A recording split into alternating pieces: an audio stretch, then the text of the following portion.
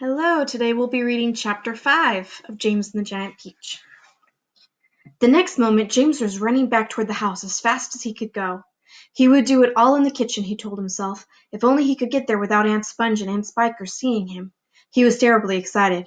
He flew through the long grass and the stinging nettles, not caring whether he got stung or not on his bare knees, and in the distance he could see Aunt Sponge and Aunt Spiker sitting in their chairs with their backs towards him.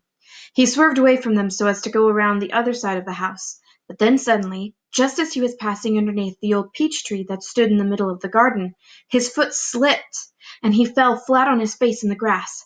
The paper bag burst open as it hit the ground, and the thousands of tiny green things were scattered in all directions. James immediately picked himself up onto his hands and knees and started searching around for his precious treasures. But what was this? They were sinking into the soil. He could actually see them wriggling and twisting as they burrowed their way downward into the hard earth, and at once he reached out a hand to pick some of them up before it was too late, but they disappeared right under his fingers. He went after some others, and the same thing happened. He began scrabbling around frantically in an effort to catch hold of those that were left, but they were too quick for him. Each time the tips of his fingers were just about to touch them, they vanished into the earth, and soon, in the space of only a few seconds, every single one of them had gone. James felt like crying. He would never get them back now. They were lost, lost, lost forever. But where had they gone to? And why in the world had they been so eager to push down into the earth like that? What were they after? There was nothing down there. Nothing except the roots of the old peach tree and a whole lot of earthworms and centipedes and insects living in the soil. What was it that the old man had said? Whoever they meet first, be it bug, insect, animal, or tree, that will be the one who gets the full power of their magic? Good heavens, thought James. What is going to happen in the case that they do meet an earthworm, or a centipede, or a spider? And what if they do go into the roots of the peach tree? Get up at once, you lazy little beast! A voice was suddenly shouting in James's ear.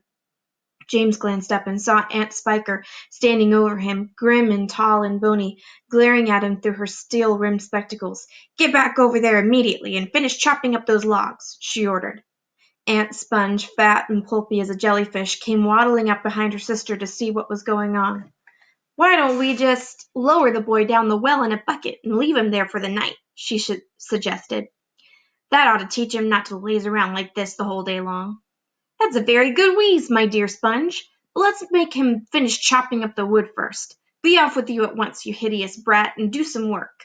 Slowly, sadly, poor James got up off the ground and went back to the woodpile. Oh, if only he hadn't slipped and fallen and dropped that precious bag. All hope of a happier life had gone completely now. Today and tomorrow and the next day and all the other days as well would be nothing but punishment and pain, unhappiness and despair.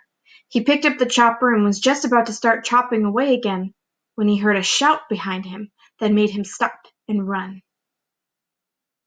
And that is the end of Chapter 5.